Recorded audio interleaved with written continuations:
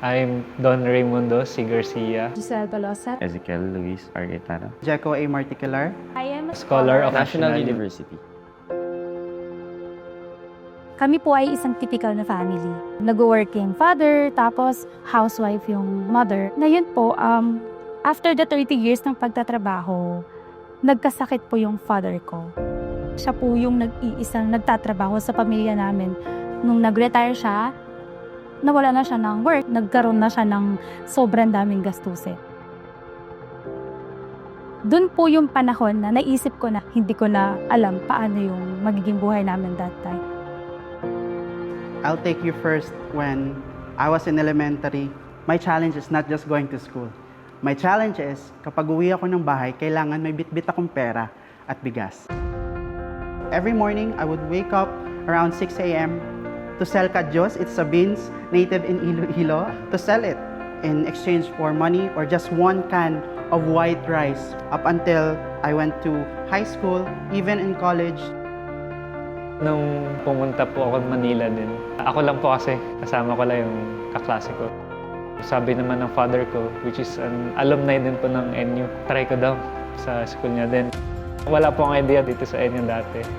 Pagka ko po ng entrance exam, in-assess po nila. In-offer nila na yung grades ko is pasok naman sa Blue Scholarship.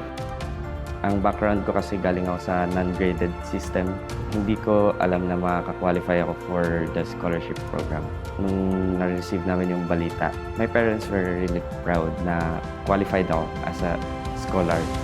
I don't have any idea that SM before as a scholarship, and I don't have any idea yet which school am I going to go because my parents can even afford to send me to school.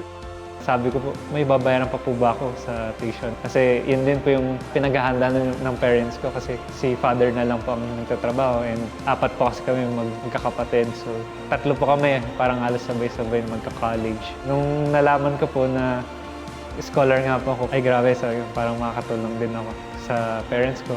Even yung mom ko, sabi niya, totoo ba yun? Yung expression niya talaga, parang, nice na, makakabawas tayo ng gastos.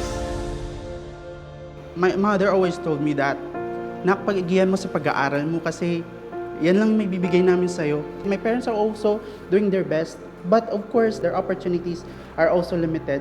So, habang nag-aaral ako, my goal is, hindi lang dapat pag-aaral eh.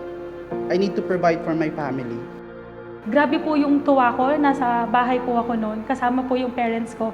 Tapos sila po yung sobrang galak, sobrang tuwa kasi imagine po na out of 100 batchmates dun po sa school namin, 4 lang po kami yung nakapasok sa scholarship. I started giving out scholarships for those students who wanted to ace college entrance examinations and college scholarships exam. You know, our education system here in the Philippines is not that perfect, but it doesn't mean that we do not have hope. Naniniwala kami na yung next generation, yung susunod na mga bata ngayon ang silang magiging professional natin bukas. And what best to help them than have the #1 paint in the Philippines, support their dreams to be the next architect. Sobrang laking tulong niya sa financial since yung parents ko po, makafocus na sila sa kapatid namin mas bata. More on mindset yung na-shape sa akin. Motivated ako na gumawa better yung output simula nung naging boys and scholar po ako.